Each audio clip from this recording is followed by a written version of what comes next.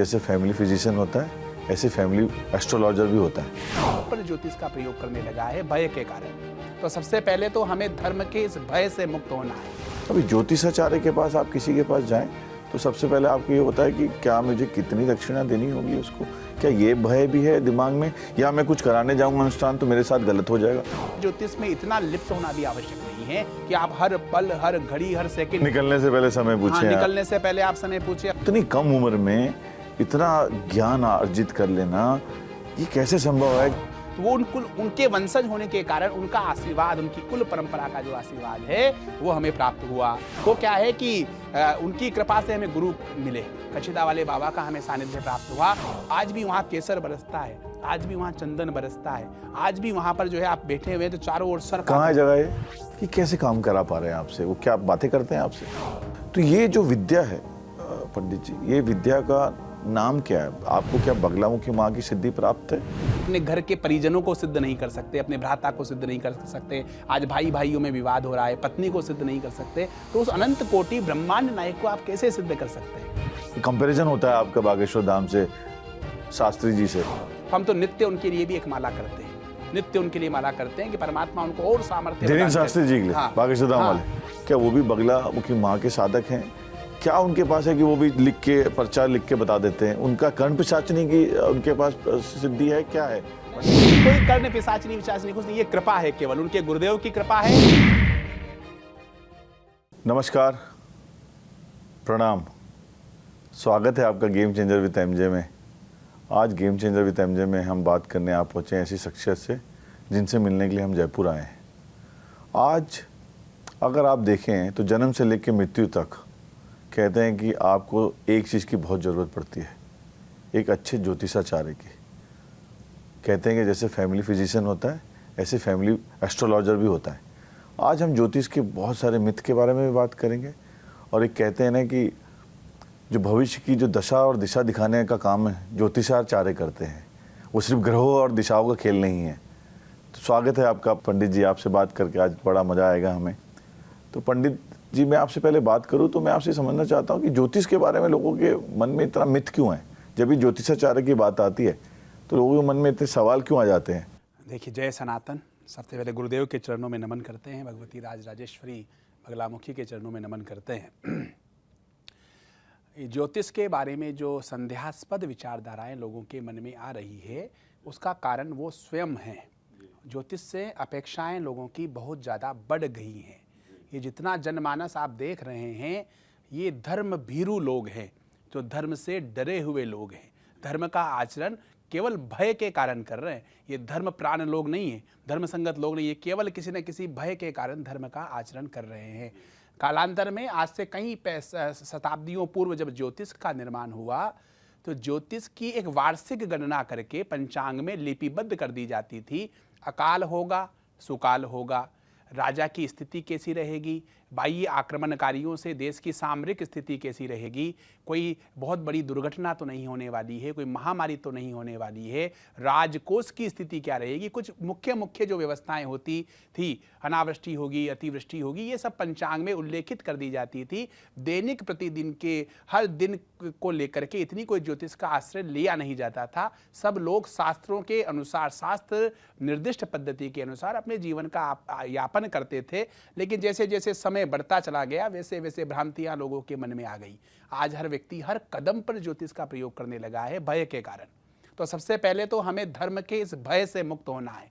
ज्योतिष एक प्रामाणिक व्यवस्था है, हमारे शास्त्र प्रमाण हैं। हाँ, ज्योतिष पर जो है विश्वविद्यालय बने हुए हैं, तो वहाँ पर ज्योतिष विषय पढ़ाया जाता है, उस पर शोध कार्य हो रहा है, तो ये प्रामाणिक व्यवस्था है। लेकिन हमारी अति आश्रय के कारण, अति सर्वत्र वर्जयेत, अति आश्रय के कारण जो आज देखने को आ रहा है, लोग अपने को ठगा सा महसूस कर रहे हैं, वो हमारा अति आश्रय हो गया है।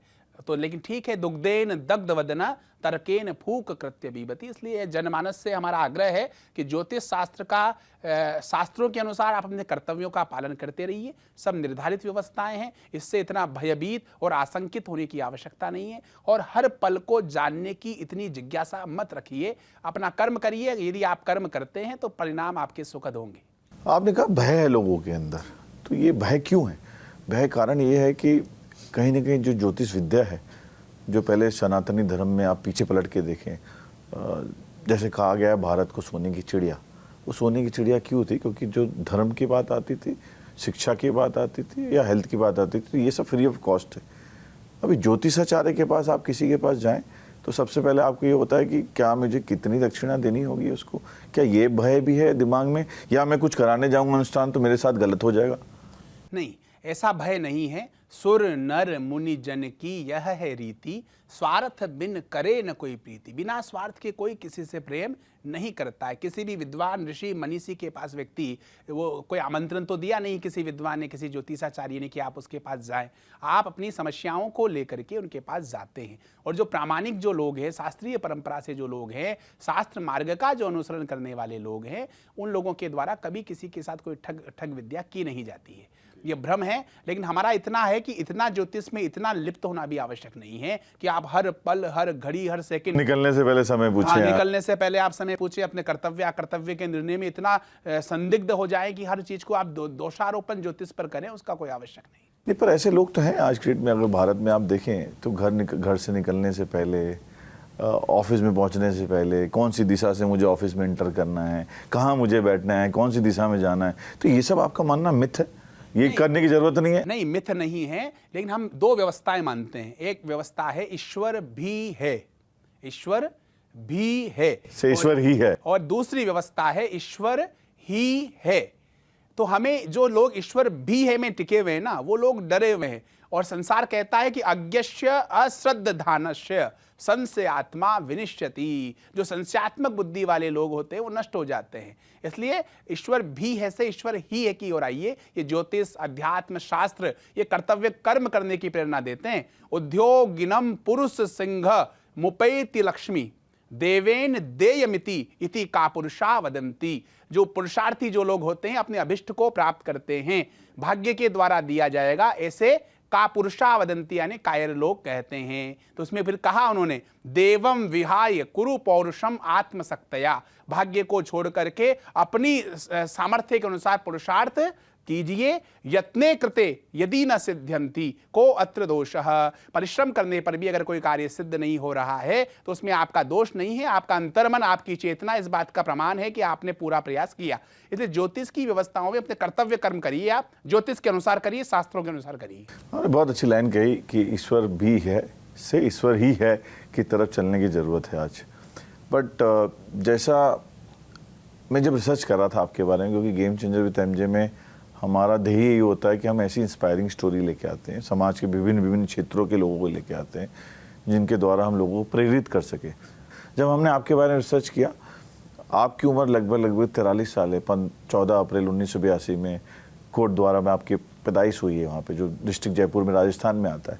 तो इतनी कम उम्र में इतना ज्ञान अर्जित कर लेना, ये कैसे संभव है? क्योंकि जिस तरीके से आप श्लोक पढ़ रहे हैं बैठ के, इतनी अच्छी बातें बता रहे हैं आप हमें, ये अर्जन कब से चालू हो? कि आपके फादर, आपके पिताजी एक सरकारी मुलाजिम थे और माताजी आपकी एक घरेलू महिला रही, तो इनसे था इसकी तरफ रुचि आपकी?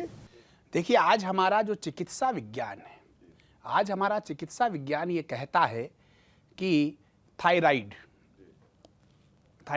डायबिटीज ये आपके वंशानुगत तरीके से आपके आती है। चिकित्सक हमें कह देते हैं यदि आपके दादाजी के, आपके पिताजी के अगर थायराइड है, डायबिटीज़ है, तो आप थोड़ा सा केयरफुल रहिए, आप थोड़ा सा जो है सावधान रहिए।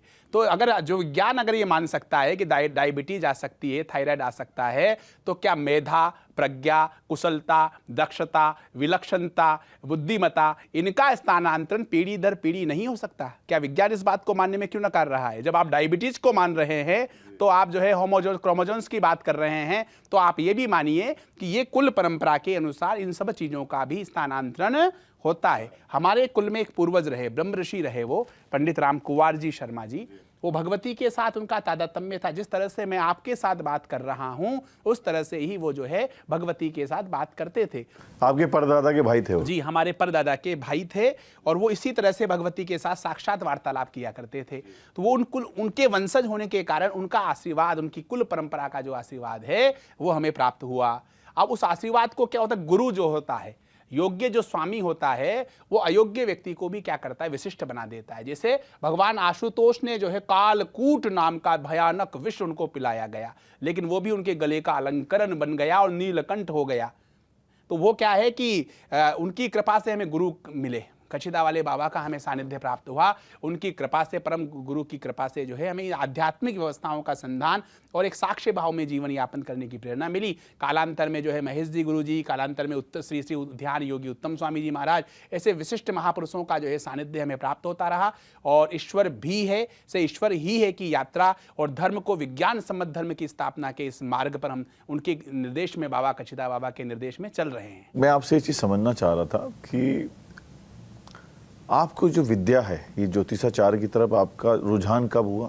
क्योंकि एक किस्सा और आया जब हम रिसर्च कर रहे थे कि कहीं आप अपने घर की सफाई कर रहे थे और आपको अपने परदादा के भाई की, पंडित राम कुमार शर्मा की, आपको कोई पुस्तक हाथ लगी, वहीं से आपको रुझान हुआ, ये बात सही है?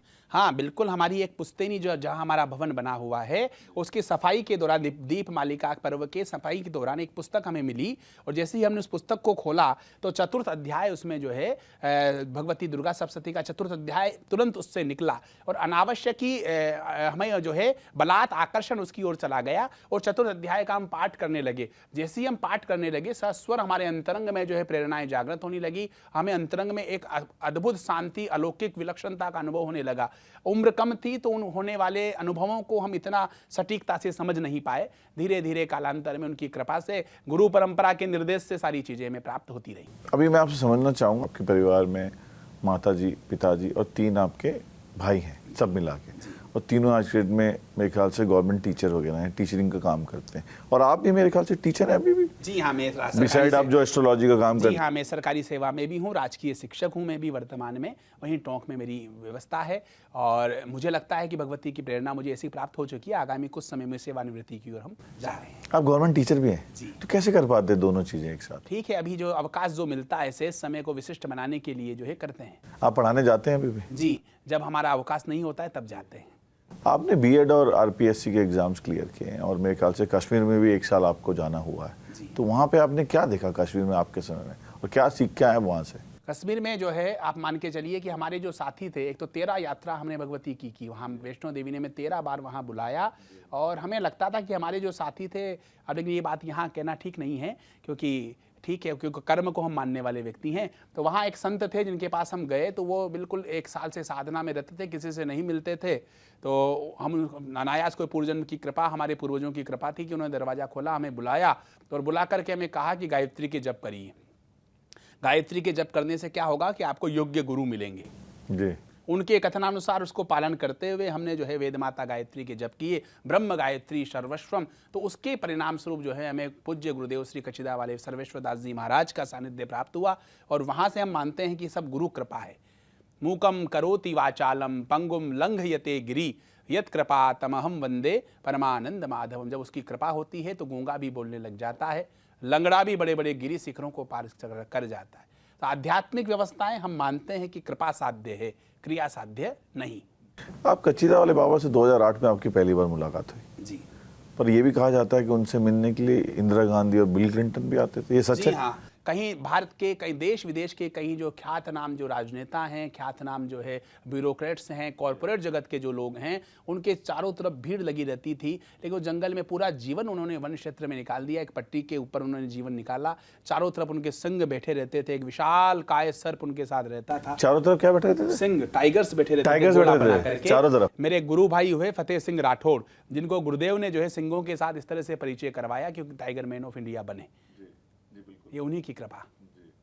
मतलब चारों तरफ टाइगर बैठा, आपने देखा है आंखों से? हाँ, मैंने तो नहीं देखा है, लेकिन हमारी जो गुरु बहन है या जो तत्कालीन समय उनके साथ थे, 2008 में मेरा संपर्क हुआ और कचिदा में वो काफ़ी लंबे समय रहे। तो कचिदा एक रणथंभौर अभ्यारण्य के जोन नंबर 4 में एक क्षेत्र है। इसके अतिरिक्त जैसे सर्प आदि की जो व्यवस्था है, अभी जहाँ पर उनका स्थान है धुंधर वन की गुफा, विश्व के जितने भी शिव शक्ति के स्थान हैं वहाँ पर आज भी वो एक ऐसा स्थान है जहाँ पर आज भी शिव और शक्ति के रूप में अनेक सूक्ष्म आत्माएं अपना साधन कर रही है। आज भी वहाँ केसर बरसता है, आज भी वहाँ चंदन बरसता है, आज भी वहाँ पर जो है आप बैठे हुए हैं तो चारों ओर सर्प। कहाँ है जगह ये चौथ का बरवाड़ा से भगवतगढ़ के रोड पर आप है, राजस्थान में? राजस्थान में ही है, सवाई माधोपुर जिले में है। और बहुत विलक्षण अद्भुत जो है वो दृश्य, कुछ दृश्य मैं आपको दिखाऊंगा। जो सर्प योनि में आकर के बैठना, उनके दिव्य चमत्कारिक अनुभव जो है, अलौकिक साधना की पीठ है, आध्यात्मिक जागरण की पीठ है। और आज भी वहाँ शिव और शक्ति साक्षात विद्यमान है। तो आप जब पहली बार कचीदा बाबा जी से मिले और उसके बाद मेरे ख्याल से आपको ज्योतिष ज्ञान और बगलामुखी माँ की साधनाएं भी उनसे प्राप्त हुई, उनसे ही सीखा आपने? जी हाँ, उन्हीं की कृपा, उन्होंने हमें दीक्षित किया। 2008 में हम उनसे प्रथम बार भेंट हुई। 2008 में भेंट तो ये तो हम पूर्व साक्षात्कार में बता चुके हैं। भेंट तो किसी जो है व्यक्ति की जो कुछ ना कुछ स्वार्थ रहता है, स्वार्थ बुद्धि से हुई, लेकिन बाद में जाकर के समर्पण बुद्धि हुई। 2010 में जो है उन्होंने हमें दीक्षा दी, यज्ञोपवीत संस्कार उन्होंने करवाया और महाविद्या साधना से उन्होंने हमें जोड़ा। तो आपको 14 सितंबर 2012 याद आता है जब उन्होंने देह त्याग कर दिया? आज भी वो उनकी स्मृति करके जो है 7 दिवस तक वो SMS हॉस्पिटल में एडमिट रहे। और हमारे जीवन का सबसे बुरा समय वही मानते हैं हम। हमारे हाथों में ही उनके प्राण निकले। और 14 सितंबर 2020 को जो है वो 14 को जो है 12 को वो इस देह भाव से मुक्त होकर के सूक्ष्म जगत में चले गए। उनके चरणारविंदों की सेवा, शुश्रूषा, उनके अंत्येष्टि आदि संपूर्ण कार्य में हम सम्मिलित रहे। आज भी उनके जो कमंडल है, उनका जो पंचांग है, उनकी जो लकड़ी है जिससे वो चलते थे, जिसको वो जो है उपयोग में लेते थे, वो सारी चीज़ें उनकी स्मृति के रूप में हमारे पास विद्यमान हैं। लेकिन हम मानते हैं कि स्थूल शरीर की एक सीमा है। उस सीमा से मुक्त होने के बाद आज भी उस सूक्ष्म जगत में रह करके हम मुझ जैसे मूर्ख से इस तरह के जो है पारमार्थिक कार्य, ईश्वरीय कार्य करवा रहे हैं। ये सब उनकी कृपा है, हमारे पूर्वजों की कृपा है। कि कैसे काम करा पा रहे हैं आपसे? वो क्या बातें करते हैं आपसे? नहीं, बात तो नहीं करते हैं। अंतरंग में जब कोई कुछ प्रश्न करता है, जैसे ही प्रश्न करता है तो अंतरंग में कुछ चेतना, कुछ ऊर्जा इस तरह की व्याप्त होती है कि मन स्वाभाविक रूप से अनायास ही बोलता चला जाता है। हम क्या बोल रहे हैं, क्या नहीं बोल रहे हैं, ये उस समय तत्कालीन समय में हमें भी भान नहीं होता है। और वो चीज़ें स्पष्ट लोगों के सामने होती हुई दिखाई देती हैं, लोग चमत्कृत होते हैं। लेकिन हम खुद ये मानते हैं कि ये सब उनकी कृपा है। तो मैं गुरुदेव आपसे कुछ सवाल ऐसे पूछूंगा जो शायद लोगों को समझने में ईजी होंगे। क्या ये पॉसिबल है कि आप किसी के थ्रू कम्युनिकेट करके बता पाएं किसी के सवालों के जवाब, या अपने आप आपको आदेश आता है और आप जवाब देने लग जाते हैं? देखिए, ये तो बहुत सूक्ष्म सी विद्या है। इसको ज्योतिष से मत जोड़िए आप। ज्योतिष से चलिए, ज्योतिष एक अलग व्यवस्था है। आज ये मोबाइल फ़ोन की व्यवस्थाएं आज हो गई है। हमारी दादी कालखंड हुआ करता था, हमारी दादी जी या हमारे पूर्व में हमारी माता जी को बच्चे ने किस दिन भोजन नहीं किया, बच्चे के किस दिन बुखार आ रही है, बिना टेलीपैथी के माध्यम से उसको हजारों किलोमीटर दूर बैठ करके पता चल जाता था कि आज मेरे बच्चे के बुखार आ रही है। तो ये आत्मीय व्यवस्था है। अगर अंतर्मन आपका पवित्र, अच्छा, इन लोगों को समझ, इन व्यवस्थाओं को समझ वही सकता है जिसके अंदर इन व्यवस्थाओं को समझने का सामर्थ्य हो, जिसका मन पवित्र हो, जो तर्क बुद्धि से परे होकर के विश्वास बुद्धि पर आए। हम यही चाहते हैं कि जो लोग देख रहे हैं, हमें दर्शक करोड़ों लोग देखते हैं हमें भारत 24 में और यूट्यूब चैनल गेम चेंजर के, हमारा उद्देश्य ये है कि हम ये जो मिथ है वो आपके द्वारा आज दूर करना चाहते हैं। और शायद इसका निमित्त मात्र हम बने हैं आज से आपको बात करने का हमें जो मौका मिल रहा है। तो ये जो विद्या है पंडित जी, ये विद्या का नाम क्या है? आपको क्या बगलामुखी माँ की सिद्धि प्राप्त है, या आपके गुरुदेव जी आपका पथ प्रदर्शन करते हैं? ये क्या सिद्धि है जो आप प्रिडिक्शन कर जाते हैं? क्योंकि मैंने ऑफलाइन भी देखा है, आपने बहुत कुछ चीज़ें बता दी लोगों के बारे में। देखिए, सिद्धि परमात्मा को आज तक कोई सिद्ध नहीं कर पाया। ये लोगों का भ्रम है। सिद्ध, मैंने भगवती को सिद्ध कर लिया, मैंने गणेश जी को सिद्ध कर लिया, मैंने अमुक अमुक व्यवस्थाओं को सिद्ध कर रखा है। ये हमारा भ्रम है कि उस परात्पर सत्ता को हम सिद्ध कर सकते हैं। नहीं, उसकी केवल और केवल कृपा प्राप्त कर सकते हैं। आप अपने घर के परिजनों को सिद्ध नहीं कर सकते, अपने भ्राता को सिद्ध नहीं कर सकते। आज भाई भाइयों में विवाद हो रहा है, पत्नी को सिद्ध नहीं कर सकते। तो उस अनंत कोटि ब्रह्मांड नायक को आप कैसे सिद्ध कर सकते हैं? वो तो प्रबल प्रेम के पाले पढ़कर प्रभु को नियम बदलते देखा है। अपना मान भले घट जाए पर भक्त का मान न घटते देखा है। तो वो तो केवल प्रबल प्रेम के माध्यम से आपके कृपा कर सकता है। इसको सिद्धि का नाम ना दे करके हमें कृपा का नाम देना चाहिए कि उस सूक्ष्म जगत की व्यवस्था जो है, मैंने बताया सूक्ष्म जगत की व्यवस्था भ्रमण कर रही है पूरे ब्रह्मांड में, और वो देखती है पात्रता। आप अपनी पात्रता को विकसित करिए। पंडित राजकुमार शर्मा या बागेश्वर सरकार या जो लोग भी इस कार्य को कर रहे हैं, ऐसी अगर आपकी पात्रता होगी तो परमात्मा की पारमार्थिक व्यवस्थाएं तो ईश्वरीय कार्य करने के लिए ऐसे अधिकाधिक लोगों को माध्यम बनाना चाहती है। मैं कोई अकेला नहीं, ऐसे अनेक लोगों को माध्यम बनाना चाहती है।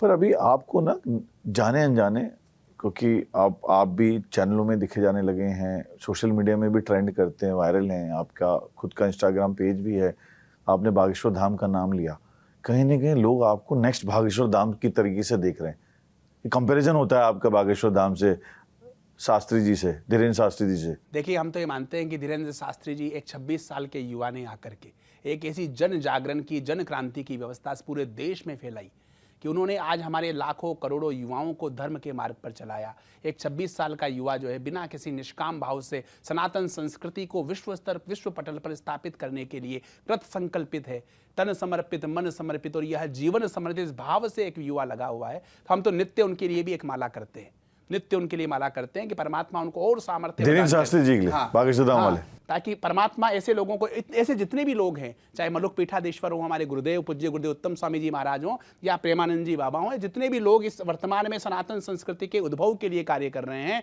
हम नित्य प्रति उनके लिए प्रार्थना करते हैं कि नारायण आप इन लोगों को और सामर्थ्य प्रदान करें ताकि ये हमारी सनातन संस्कृति को विश्व पटल पर स्थापित करें, हमारे युवाओं के लिए अनुकरणीय व्यवस्थाएं प्रदान करें। पर आपका कंपैरिजन उनके साथ होता है, लोग कहते हैं, लिख रहे हैं सोशल मीडिया में, कह सकते हैं कि ये नेक्स्ट बागेश्वर धाम से बड़े होने वाले हैं, पंडित जी से मिलना है हमें किसी अभी नेक्स्ट ट्रेंड करता हुआ अगर सोशल मीडिया में कोई है तो आप हैं।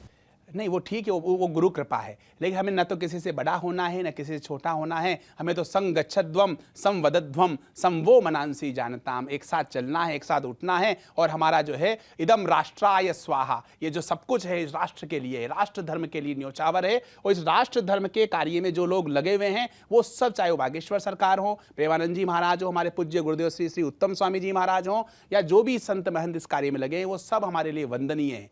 हमारी संस्कृति कहती है जाके प्रिय न राम वेदेही, जाके प्रिय न राम वेदेही, तजिए ताही कोटि वेरी सम जदपि परम स्नेही। जिसके प्रिय राम और वेदेही ना हो, वो चाहे कितना ही आपका निकट हो, हमारा निकट नहीं हो सकता। जो सनातन का है वो हमारा है, जो भारत का है वो हमारा है, जो राष्ट्र का है वो हमारा है, और वो हमारे लिए सदैव वंदनीय है। पर पंडित राजकुमार शर्मा कह रहे हैं कि मेरा कोई बागेश्वर धाम से या धीरेन्द्र शास्त्री कंपटीशन नहीं, वो हमारे लिए वंदनीय है। कोई बिल्कुल तो कंपटीशन ना करा जाए, ना कोई प्रतियोगिता नहीं करी जाए। बागेश्वर सरकार और जितने भी संत महंत जो महापुरुष इस कार्य में लगे हुए हैं, हम तो अपने आप को उनके चरणों की धूल मानते हैं। क्या बात, बहुत बढ़िया। तो पर एक बात बताइए, जो आचार्य धीरेन्द्र शास्त्री जी जो दरबार लगाते हैं, जो उनका दरबार लगता है, तो उनके पास ऐसी कौन सी विद्या है और ऐसी कौन सी कृपा है, अगर आपके मैं लाइन में कहूँ, क्या वो भी बगला मुखी माँ के साधक हैं? क्या उनके पास है कि वो भी लिख के, पर्चा लिख के बता देते हैं? उनका कर्ण पिशाचनी की उनके पास सिद्धि है, क्या है पंडित जी? कर्ण पिशाचिनी लोगों, जब जब व्यक्ति को क्या होता है, जब जब जनमानस को जब जब कोई चीज ऐसी समझ में आती है तो वो बिल्ली खिसियानी बिल्ले खंबे नोचे वाली बात हो जाती है। जब जब अंगूर खट्टे कब होते हैं, जब उनके हाथ में नहीं आते हैं। तो ये कोई कर्ण पिशाचिनी विशाचिनी कुछ नहीं, ये कृपा है, केवल उनके गुरुदेव की कृपा है और उनके अनंत जन्मों की जो यात्रा है। योगक्षेमम वहामयम, योगक्षेमम वहामय। हमारी संस्कृति जो है योगक्षेम की संस्कृति है। योग यानी जो प्राप्त है उसको संरक्षित रखना, और जो अप्राप्त है उसको प्राप्त करने के लिए पुनः अवसर प्रदान करना। तो कोई पूर्व जन्म जन्मांतर में उनके तप बल का प्रभाव था कि इस जन्म में उनको बाल्यावस्था से इस तरह का पारमार्थिक कार्य, ईश्वरीय कार्य करने का मौका मिला। भारत को विश्व पटल पर स्थापित करने का उनको निमित्त बनाया गया है। ये कृपा है। इसको लोग कर्ण पिशाचनी, ये बहुत भ्रमित बातें करते हैं। जो लोग साधन नहीं कर सकते, जो लोग भजन नहीं कर सकते, जो शास्त्रों के अनुसार आचरण नहीं कर सकते, वो लोग इस तरह की मिथक बातें करते हैं। पर कर्ण पिशाचनी विद्या है क्या? नहीं, हम नहीं मानते। है कुछ ऐसा? हमें ऐसा भान नहीं है। हम तो शुद्ध सात्विक वेद माता गायत्री के उपासक हैं और भगवती की उस वेदों के शास्त्रों से राजकुमार शर्मा हैं, शास्त्रों से धीरेन्द्र शास्त्री जी हैं, शास्त्रों से जितने भी लोग हैं सब शास्त्रों से हैं, शास्त्र हमसे नहीं। अगर कोई बात पंडित राजकुमार शर्मा, धीरेन्द्र शास्त्री जी या कोई भी व्यक्ति महापुरुष शास्त्र विरुद्ध बात करता है तो वो वंदनीय नहीं है। आपको, हम जनमानस को हम यही संदेश देना चाहते हैं, जो शास्त्रों के अनुसार हो वो कर्तव्य करिए। हमें कर्तव्य कर्म कैसे करने हैं हमारे शास्त्रों में उल्लेखित हैं। तो फरवरी 2016 में ऐसा क्या हुआ कि आप भगवतगढ़ की गुफा में चले गए घोर तपस्या करने के लिए? आपको याद आता है वो समय? हाँ, उस समय गुरुदेव के देवलोक गमन के बाद इस तरह की परिस्थितियों का निर्माण हुआ कि कुछ हम जो है विचलित हो गए। तत्कालीन समय में ध्यान योगी श्री श्री उत्तम स्वामी जी महाराज, जो भी बांसवाड़ा में उनका आश्रम है, हरिद्वार में भी उनका आश्रम है, अन्य अनेक जगह उनका आश्रम है, हमारे कचीदा वाले बाबा की प्रेरणा से, उनको प्रेरणा मिलती है और हमें ऐसा आभास होता है कि हम उनसे बात, हमारी दूरभाष पे उनसे बात होती है और वो हमें कहते हैं कि राजकुमार जो है आपके गुरुदेव आपके साथ प्रत्यक्ष और अप्रत्यक्ष रूप से हैं और इस भौतिक जगत में आगामी समय में आपका मार्गदर्शन मुझे करना है। हम उनसे कहते हैं कि हम आपके पास आ जाते हैं तो कहते हैं कि आपको आगामी व्यवस्था स्वतः ही मिल जाएगी। गुप्त नवरात्रि में जो है वहाँ गुफा पर जाना होता है और जहाँ गुरुदेव ने साधना की, साधना स्थली थी, वहाँ जब जाते हैं तो वहाँ बहुत अलौकिकता, बहुत दिव्यता का अनुभव होता है। अगले वर्ष जो है जब 2017 में पुनः जाते हैं, आप मान के चलिए 20 से 22 फीट के आकार में, 20 से 22 फीट के आकार में, लगभग इतनी मोटाई, आधा वर्ण अलग, नक्शे लेकर के सिख तक बाल, इस तरह के विराट स्वरूप के रूप में, सर्प के रूप में वहाँ पर दर्शन होते हैं। वहाँ पर जो प्रत्यक्ष रूप से जो है चंदन और केसर की वृष्टि होते हुए हम देखते हैं। उस विलक्षण व्यवस्थाओं को देख करके उनकी कृपा का आभास होता है और उनकी कृपा के आभास से वहीं से नित्य निरंतर पारमार्थिक व्यवस्थाओं की ओर अग्रसर होने का मार्ग खुलता है। पंडित जी बताइए, साधना डर से चालू होती है कि विश्वास से? क्या भूत होते हैं क्या, या हनुमान चालीसा पढ़ने से भाग जाते हैं? हनुमान चालीसा जो है अपने आप में स्वयं सिद्ध है। हमने देखा है कि 90% लोग केवल साइकोलॉजिकल डिसऑर्डर से पीड़ित हैं। मौन बड़ा है या मंत्र? आज के वर्तमान जीवन में जो वर्तमान में परिस्थितियां देखने को मिल रही है, इसमें तो मौन बड़ा है। पर आपको भी ऐसे फोन आते हैं, कहाँ हैं आप, कब आएंगे घर पे, सब्जी लेके आएंगे नहीं आएंगे, बच्चों के स्कूल जाना है, ऐसे काम आपको भी करने पड़ते हैं? क्यों, क्या बुराई है उसमें, हमारा कर्तव्य है।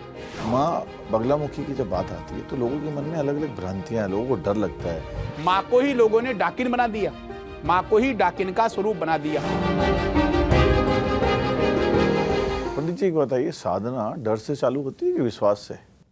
देखिए साधन, देखिए हमारे जो ऋषि मुनि थे ना, वो बहुत विलक्षण थे। वो जानते थे कि मानव बड़ा स्वार्थी है, वो जानते थे कि मानव बड़ा स्वार्थी। आज जिस विज्ञान की हम बात कर रहे हैं, हमारा जो धर्म है पूर्णतः विज्ञान सम्मत है, विज्ञान की कसौटी से भी ऊपर है। लेकिन वो जानते थे कि अगर धर्म की स्थापना आपको करनी है लंबे कालखंड तक, तो हमें जो है भय का आरोपण करना पड़ेगा। जैसे उन्होंने कहा कि वृक्षानाम अस्वस्थम, वृक्षों में अस्वस्थ नाम के वृक्ष में निवास करता हूं, गीता में कह दिया। पीपल के पेड़ में भगवान विष्णु का निवास माना गया है। अब वो हमारे ऋषि मुनि जानते थे कि जो पीपल का वृक्ष है वो औषधीय गुणों से युक्त है, 24 घंटे प्राणवायु ऑक्सीजन प्रदान करता है। अगर वो शास्त्रों में ये लिख देते कि प्राणवायु ऑक्सीजन प्रदाता है और औषधीय गुणों से युक्त है, इसका रोपण करना चाहिए, संरक्षण करना चाहिए, संवर्धन करना चाहिए, तो ये मानव इतना स्वार्थी है कि ऑक्सीजन के सिलेंडर ले आता, लेकिन जो है पीपल के वृक्ष नहीं लगाता। इसलिए उन्होंने भय का आरोपण किया। अब काटिए आप पेड़ काटने से पहले हमारे पास फोन आते हैं कि गुरुदेव क्या करें, इस पेड़ को काट दें, कहीं हमारी वंश वृद्धि तो नहीं रुक जाएगी। अगर ये भय नहीं होता तो लोग उस भय का आरोपण नहीं करते, धर्म का आचरण नहीं करते। तो हमारे ऋषि मुनियों ने धर्म की व्यवस्थाएं पूरी तरह से चले, उसके लिए हमारे शास्त्रीय नियमों को भी कुछ भय से आरोपित कर दिया है, ताकि लोग उनका निष्काम भाव से नित्य निरंतर जो है उनका निर्वहन कर सकें। आपने भय की बात करी, तो अमूमन जब भी लोगों को डर आता है या डराया जाता है, तो उससे रिलेटेड सवाल है कि क्या भूत होते हैं क्या, या हनुमान चालीसा पढ़ने से भाग जाते हैं? देखिए आज हम वैष्णो देवी जब हम गए तो हम जब वहाँ नवरात्रि वहाँ बीएड कर रहे थे, तो हमें लगा कि ऐसा करते हैं कि दीपावली पर चलते हैं, बड़े आराम से दर्शन होंगे, कोई होगा ही नहीं। अब वहाँ गए तो कई परिवार, सैकड़ों परिवार ऐसे हैं जो हर दीपावली वहाँ मनाते हैं। उस दरबार में 24/7 ऐसा कोई क्षण नहीं जाता जब जय माता दी का जयकारा नहीं होता। हनुमान चालीसा की आपने बात की, हनुमान चालीसा जो है अपने आप में स्वयं सिद्ध है। उसके इतने अखंड जाप हो चुके हैं कि ब्रह्मांड में हमारे वेदों की जो तरंगे हैं वो ब्रह्मांड में व्यवस्थित हैं। ब्रह्मांड में व्यवस्थित मोबाइल को आप केवल टेक्नोलॉजी के माध्यम से ही तो अमेरिका या भूटान या नेपाल बैठे हुए व्यक्ति से बात कर रहे, तरंगों के माध्यम से, तो आध्यात्मिक तरंगे वहां पर विद्यमान हैं। नकारात्मक शक्तियां भी हैं, भूत प्रेत की आपने बात की, नकारात्मक शक्तियां भी है, उनका अस्तित्व भी है, पॉजिटिव के साथ नेगेटिव भी है, लेकिन उनको शास्त्रीय परंपरा का पालन करके उनको नष्ट किया जा सकता है। जीत हमेशा सत्य की होती है। लेकिन आजकल बहुतायत जो देखा गया है, जो नकारात्मक, हमारे पास भी लोग आते हैं, तंत्र मंत्र यंत्र, किसी ने कुछ कर दिया, भूत प्रेत पिशाच आदि बाधाओं को लेकर के, हमने देखा है कि 90% लोग केवल साइकोलॉजिकल डिसऑर्डर से पीड़ित हैं, मनोरोग से पीड़ित हैं। उनके साथ किसी तरह की कोई नकारात्मक व्यवस्था नहीं है। उनको आध्यात्मिक परामर्श के साथ साथ चिकित्सीय परामर्श की भी आवश्यकता है। 10% ऐसी व्यवस्थाएं होती है जिनका शास्त्रों में निराकरण भी है। हमारे शास्त्र इतने बलवान हैं कि कितनी भी बड़ी नकारात्मक व्यवस्था हो, उन शास्त्रीय परंपरा का पालन करके आप उन नकारात्मकता को पुनः सकारात्मकता में बदल सकते हैं। लेकिन 90% वर्तमान में जो है ये साइकोलॉजिकल डिसऑर्डर है, तो हमें अपने व्यक्ति को चिकित्सा परामर्श भी अवश्य दिलवाना चाहिए। तो ये हनुमान चालीसा में बात भी कही है, काज के बड़देवन के कौन से संकट मोर गरीब के, जो तुमसे नहीं जाते टारो। अगर जो भी व्यक्ति हनुमान चालीसा का स्मरण डेली करता है तो ये मान के चले भूत प्रेत वाली शक्ति उसके नजदीक भी नहीं आ सकती। बिल्कुल। अब सबसे बड़ी बात यह है कि आपको संदेह नहीं होना चाहिए। आप अगर भी में हैं, ईश्वर भी है, उसको विकल्प मान रखा है। संकल्प कैसा होना चाहिए? विकल्प से रहित संकल्प। ईश्वर ही है, ईश्वर ही है जिसमें कोई विकल्प ना हो, विकल्प से रहित संकल्प हो, अखंड और प्रचंड पुरुषार्थ हो। अगर विकल्प से रहित संकल्प है और अखंड और प्रचंड पुरुषार्थ है तो आपका अभिष्ट आपको मिलेगा ही। किसी भी तरह की कोई नकारात्मकता आपको छू भी नहीं पाएगी। लेकिन छूती कब है? जब हमारी बुद्धि संशयात्मक होती है, जब हमारा संकल्प में विकल्प आ जाता है, तब ये व्यवस्थाएं हमारे ऊपर हावी होती हैं। तो हनुमान चालीसा पढ़ते रहें, आपके भूत प्रेत कोई भी आपके ऊपर विकट परिस्थिति कभी नहीं आएगी। ये पंडित जी भी बता रहे हैं। पंडित जी मुझे बताइए, जो शक्ति होती है ये हमारे भीतर है कि बाहर है? हम कहते हैं हम सबके अंदर भगवान विराज करते हैं, इसको आप कितना मानते हैं? वाह, ये मृग मरीचिका की तरह है?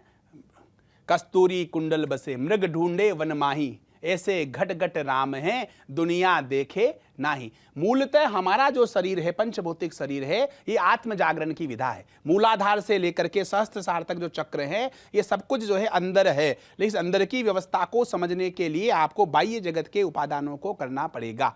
अंदर की व्यवस्था तक पहुंचने के लिए आपको बाहरी व्यवस्थाओं तक आना पड़ेगा। अंदर आने से पहले आपको सीढ़ियां वीढ़ियां सारी व्यवस्थाओं को पार करके यहाँ गेम चेंजर के यहाँ हम बैठे हुए हैं। तो उस उपक्रम को करके जब आप अंदर पहुंच जाएंगे तब आपको वास्तविकता का भान हो जाएगा कि सब कुछ हमारे अंदर ही समाहित है। ये जो आत्म तत्व है, इस आत्म तत्व को परमात्म तत्व के साथ आपको जोड़ना है। बिल्कुल सही है। पर ये बताइए, सफलता हमें अपने कर्म करने से आएगी कि कृपा से आएगी? सफलता कर्म से आएगी, वो भी शास्त्रों के अनुसार कर्म करने से। First labour then luck, double L काम करता है। First labour then luck. आप परिश्रम नहीं करेंगे, डबल एल होना चाहिए। डबल एल होना चाहिए। लेबर नहीं होगा तो लक नहीं होगा। उसमें भी एल पहले लेबर है। लेबर है, वही बोल रहा हूं, पहले फर्स्ट लेबर देन लक। मौन बड़ा है मंत्र?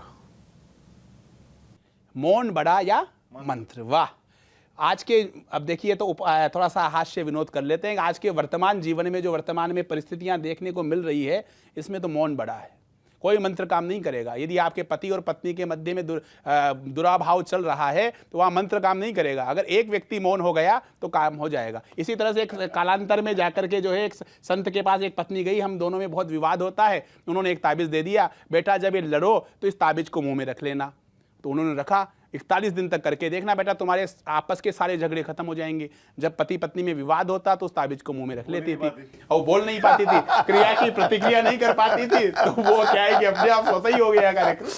तो पंडित जी भी करते हैं, आप भी गृहस्थ जीवन में है, आपकी भी धर्म पत्नी है, 2 बच्चे हैं, आपने ताबीज दे रखी है कोई घर में? नहीं, हम तो ये मानते हैं कि गुरुदेव की ऐसी कृपा रही कि हमें हमारे देव तुल्य माता पिता मिले। उनका बहुत ऐसे माता पिता जिन्होंने हमारा लालन पालन शिक्षा दीक्षा, आज हम जो कुछ भी हैं हमारे माता पिता की, उनकी वजह से, उनके चरणों के प्रसाद की वजह से कठोर श्रम किया उन्होंने और कठोर श्रम करके हमें यहाँ तक पहुँचाया।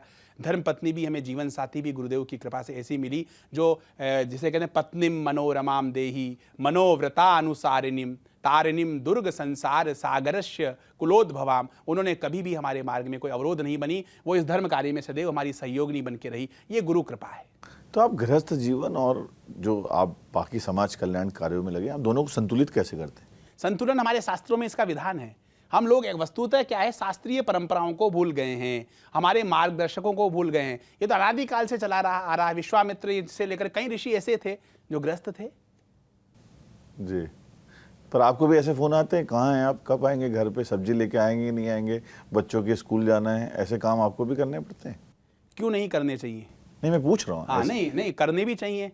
और जब हम फ्री रहते हैं तो पूरा मनोविनोद करते हैं, बड़ा आनंद लेते हैं। गृहस्थ जीवन का भी पूरा व्यवस्था बनाते हैं। गृहस्थमेव आश्रित्य वर्तन्ते सर्वाश्रमा।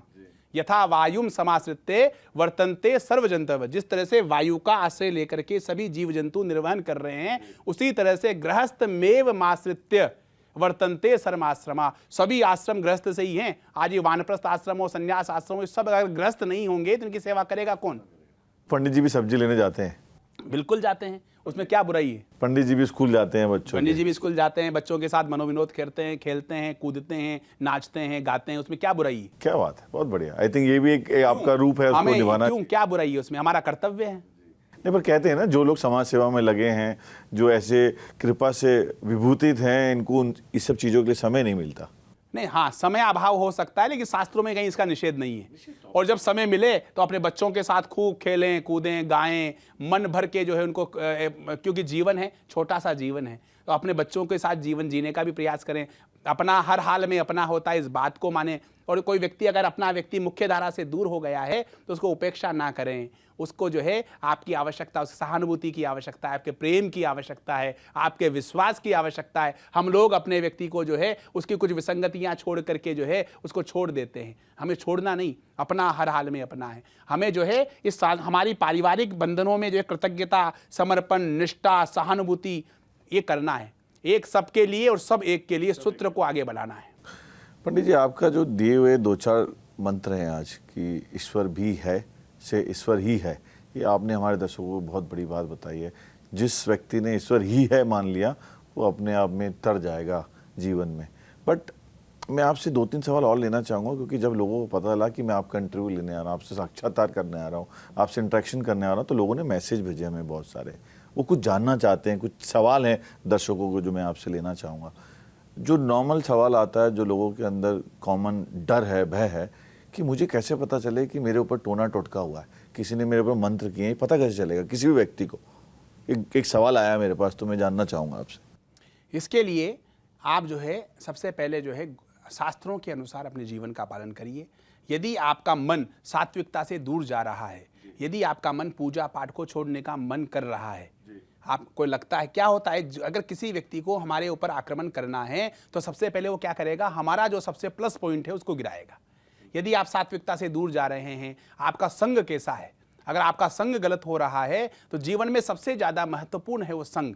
एक संघ ऐसा होता है जो राजा को रंक बना देता है, और एक संघ ऐसा होता है जो रंक को राजा बना देता है। तो आप अपने दैनिक जीवन में घटित होने वाली व्यवस्थाओं का आत्म मूल्यांकन करेंगे तो आपको वस्तु स्थिति का पता चलेगा कि हमें होना कैसा चाहिए और हम हो कैसे रहे हैं। यदि उसमें शास्त्रों से आप उसका प्रमाण लीजिए, हमें शास्त्रों के अनुसार कैसे चलना चाहिए, और अगर हम ऐसे हो रहे हैं तो कहीं ना कहीं कोई विसंगति हमारे ऊपर काम कर रही है, और उसका सुधार हमें तत्काल प्रभाव से किसी योग्य व्यक्ति के मार्गदर्शन में करना चाहिए। योग व्यक्ति मतलब ज्योतिष से जुड़े हुए नहीं, योग्य व्यक्ति हमारे माता पिता, हमारे अभिभावक, विषय विशेषज्ञ। हर व्यक्ति की समस्या एक तो नहीं हो सकती ना, हर व्यक्ति की समस्या राहु केतु से संबंधित नहीं हो सकती। कुछ भौतिक समस्याएं भी होती है, उन भौतिक समस्याओं का निराकरण उन विषयों के विशेषज्ञों के पास जाकर के अपने आत्मीय संबंधों को प्रबल रखिए, ताकि आपकी आवश्यकता पड़ने पर आपको योग्य व्यक्ति परामर्श दे करके आपकी दिशा को सही दिशा में ले जा सके। आपके पास लोग आते हैं ऐसा कि मेरे पर टोना टोटका हो गया है, मेरे किसी ने की मंत्र चढ़ा दिए? नित्य आते हैं जो वास्तव में कहीं कोई इन विसंगतियों से होता है तो उसका हम निराकरण भी करते हैं, और जो नहीं होता है उनको मोटिवेट करके सही दिशा की ओर ले जाते हैं कि आप अपनी जीवन शैली में, जीवन पद्धति में अमुक अमुक अमुक परिवर्तन करके देखिए, 2 महीने 3 महीने करके देखिए। आप इस जीवन शैली का पालन करेंगे तो निश्चित रूप से आपको लाभ होगा, और कई हजारों लाखों लोगों को इससे लाभ हुआ भी है। किसी ने कहा कि वशीकरण की जो बहुत सुना गया आजकल वशीकरण शक्ति होती है कि मैं अपनी गर्लफ्रेंड को कैसे वशीकरण में लाऊं, मैं अपनी पत्नी को कैसे लाऊं, अपने बॉस को कैसे वशीकरण में लाऊं, अपने पर वश में कर लूं, ऐसा कुछ है? ये भय है, और ये हम लोगों की स्वार्थपरता है जिसका लाभ ऐसे लोग लेते हैं। टॉयलेट पे भी लिखा हुआ है मनचाहा प्यार पाएं, मनचाहा ये करें, 24 घंटे में जो है आप ऐसा कर लें, ऐसा कर लें, वैसा कर लें। ट्रेनों में लिखा होता है, आप कहीं भी जाएं, ये लोग लिख क्यों रहे? जो चीज़ ज़्यादा बिकेगी उसी का प्रचार होगा।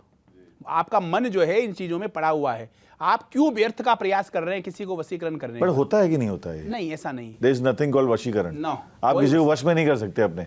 नहीं, ईश्वरीय व्यवस्थाओं के माध्यम से, परमात्मा की कृपा के माध्यम से आपका एक ऐसा ओरा बन सकता है। ईश्वर चाहे तो आप इसको सात्विकता में ले जा सकते हैं। नकारात्मकता की ओर ले जाना, ये मान के जो वशीभूत हो रहा है, ये उसमें कहीं ना कहीं कोई मनोवैज्ञानिक विकार है, जिसके कारण उसका मानसिक या बायोलॉजिकल क्लॉक गड़बड़ है, इसलिए वो वशीभूत हो रहा है। जो बिल्कुल शारीरिक, मानसिक और मनोवैज्ञानिक रूप से बिल्कुल फिट है, चिकित्सा के मापदंडों में बिल्कुल फिट है, वो कभी वशीभूत नहीं होगा।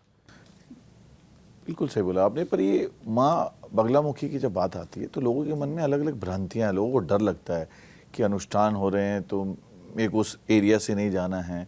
ये जो इतने मिथ हैं लोगों के मन में, तो आप उसको अगर आज क्लियर करें उसके बारे में, तो बड़ा बहुत सुंदर प्रश्न किया है। और यही हमारे जीवन का जो है, जो आश्रम की स्थापना की मूल उद्देश्य यही है। आश्रम की स्थापना, आश्रम क्या है? जहां सभी को समान रूप से आश्रय मिले, न कोई जाति का भेद, न कोई लिंग का भेद, न कोई पद का भेद, न कोई प्रतिष्ठा का भेद, वो आश्रम। जहां चराचर जगत को समान रूप से जो है संरक्षण मिले, वो आश्रम। दूसरा बगलामुखी, वल्गामुखी, वल्गा यानी वाणी, वाणी की अधिष्ठात्री देवी भगवती बगलामुखी। 10 महाविद्याओं में 8वीं महाविद्या है। काम मोक्षेक प्रदायिनी, काम और मोक्ष प्रदान करने वाली महाविद्या है। लोगों ने व्यवसायीकरण के कारण, अपनी स्वार्थपरता के कारण इसको मारन, मोहन, उच्चाटन, वशीकरण, स्तंभन, भूत, प्रेत, पिशाच, मुकदमों में विजय, इस तरह से जोड़ लिया है। क्योंकि हमारा जो जनमानस है, इसमें गलती उन लोगों की नहीं है, हमारे जनमानस ने उनको अवसर प्रदान किया कि आप इस तरह का क्रिएट करें। इस तरह से हवन किए जा रहे हैं, इस तरह से यूट्यूब पर ऐसे ऐसे करके ऐसी ऐसी आकृतियां बना करके यूट्यूब पर डाली जा रही है, जिससे देखते ही बगलामुखी का नाम लेते ही लोगों के मन में भय व्याप्त हो जाता है। माँ को ही लोगों ने डाकिन बना दिया, माँ को ही डाकिन का स्वरूप बना दिया। जन्म जन्मांतर के जब पुण्य जागृत होते हैं, तब व्यक्ति को गुरु कृपा से 10 महाविद्याओं के विषय में जानकारी मिलती है। किसी एक विद्या का गुरु निर्दिष्ट पद्धति से दीक्षित होकर के किसी एक विद्या के चरणार विंदों की सेवा का सुअवसर जन्म जन्मांतर के पुण्यों के जागरण से होता है। और लोगों ने इसको केवल व्यवसायीकरण करके स्वार्थवश जो है जनमानस में भय व्याप्त कर दिया है। पूत कपूत सुने बहु तेरे, पर मानस सुनी कुमाता। माँ से बड़ा इस संसार में कोई शब्द नहीं है। माँ से बड़ा आज भी आप देखिए, हमारी नारी शक्तियां वंदनीय क्यों है? आज प्रेमानंद जी महाराज के द्वारा जब हमारी मातृशक्ति को कुछ निर्देश दिए जाते हैं, तो कुछ लोग पूरा एक ऐसा माहौल बना देते हैं। हमारी मातृशक्ति वंदनीय क्यों है? आज भी हमारी माताएं बहनें जब कहती, परमात्मा से कहती हैं, तो कहती हैं कि मैं सुहागिन जानी चाहिए। कितना बड़ा विचार है इस शब्द में। देखिए, परमात्मा से जो मांगती है, मैं सुहागिन मरनी चाहिए, अर्थात मेरे पति से पहले मेरी मृत्यु होनी चाहिए। मतलब आप देखिए, चिंतन सोचिए, अपने से ज्यादा प्रेम कोई किससे कर सकता है? हमारी मातृशक्ति कहती है कि मैं सुहागिन जानी चाहिए, इसीलिए हमारी मातृशक्ति को वंदनीय बताया। आज प्रेमानंद जी महाराज ने हमारे अनुशासन के लिए कुछ चीजें कही, अनिरुद्धाचार्य जी ने कही, या कई अनेक संतों ने कही। वो इसलिए कही कि हमारी संस्कृति, भामा साहा में तो महिलाओं को मुखिया अब बनाया है। हमारी संस्कृति प्रारंभ से ही लक्ष्मी नारायणाभ्याम नमः, हमने नारायण से पहले लक्ष्मी को रखा। उमा महेश्वराभ्याम नमः, भगवान शिव से पहले उमा को रखा। राधे कृष्णाय नमः, राधा को पहले रखा। सीता रामचंद्राय नमः, पहले सीता को रखा। सची पुरंदराभ्याम नमः। हम तो वंदन की संस्कृति मानने वाले लोग हैं। यत्र नार्यस्तु पूज्यन्ते रमन्ते तत्र देवता, इस संस्कृति को मानते हैं। तो माँ कैसे कुमाता हो सकती है? आप देखिए, जैसे उन्होंने कहा कि भाई आज महिलाओं को इस तरह से वस्त्र नहीं पहनने चाहिए, ये नहीं, उन्होंने सही कहा। आज आपको जिज्ञासी जी हम ये कहें कि आपको 1000 करोड़ का एक हीरा आपको मुंबई पहुंचाना है, आपको इस पॉकेट में हम रख दें, यहाँ से फ्लाइट, और इनको कह दें कि आपको जो है 5 रुपये वहाँ पहुँचाने हैं। आप 1000 करोड़ का जब हीरा आपकी इस जेब में पड़ा रहेगा, तो आप ना चाहते हुए भी चैन से सो नहीं पाओगे। आप फ्लाइट में भी 4 बार देखोगे, है तो ना, है तो ना। हर 2 मिनट में यहाँ हाथ लगाओगे, है कि नहीं है, कहीं चला तो नहीं गया। क्यों? और वो 5 रुपए वाला व्यक्ति खराटे मार के सो जाएगा, उसको कोई मतलब नहीं है कि ठीक है नहीं मिलेगा तो दे देंगे। इसी तरह से हमारी जो मातृशक्ति है वो हमारे लिए वंदनीय है, अमूल्य है। उसकी साख, उसकी प्रतिष्ठा, उसकी वजह से हम हैं। कहते भगवान के रूप होती धरती है माता। घर को घर बनाने का जो घर को स्वर्ग बनाने का जो दायित्व है माँ का है। तो इसी मातृशक्ति जो हमारी आज हमारी कुल परंपराएं कैसी रही है, जिन्होंने सती प्रथा, जिन्होंने अपने जोहार कर दिया, ऐसी हमारी मातृशक्ति रही है। तो उनके लिए वंदनीय व्यवस्था के लिए हम कैसे किसी पर आरोप लगा सकते हैं, कैसे उसको बर्दाश्त कर सकते हैं? तो माँ को कुमाता बना दिया, जबकि भगवती बगलामुखी क्या है? हमारे वास्तविक शत्रु कौन है? हमारे वास्तविक शत्रु हमारे पड़ोसी, हमारे सहकर्मी, हमारे भाई नहीं है। आज भाई के आगे लोगों ने बंद लगा दिया। लोगों को पूछते, बेटा कहाँ गए थे? मैं चाची के यहाँ गई थी। चाची ने क्या खिलाया? बेटा चॉकलेट खिलाई। अरे बेटा तो उस दिन चाची के यहाँ गई थी, जब चॉकलेट खिलाई उस दिन से तेरी तबीयत खराब है, अब जाए तो मतलब। इस तरह के भ्रमों में, आडंबरों में हम उलझ गए हैं कि हमारे अपने आत्मीय संबंधों के मध्य में हमने इतना गड़बड़ कर दिया है। हमारे वास्तविक शत्रु हमारे पड़ोसी, हमारे सहकर्मी, हमारे आत्मीय परिजन नहीं है। हमारे वास्तविक शत्रु काम, क्रोध, मद, लोभ, ईर्ष्या, द्वेष, अहंकार, बुद्धि की अल्पता, रोग, ऋण, निष्क्रियता, कुसंग, दुष्प्रवृत्तियां, ये हैं जो हमारे पारिवारिक, सामाजिक, आर्थिक, राजनीतिक, व्यवसायिक उत्तरदायित्वों के निर्वहन में बाधक हैं। तो हम माँ से प्रार्थना कर रहे हैं कि माई आप इनको इतना सहज और इतना सरल बना दीजिए ताकि हम अपने उत्तरदायित्वों का निर्वहन कर सकें।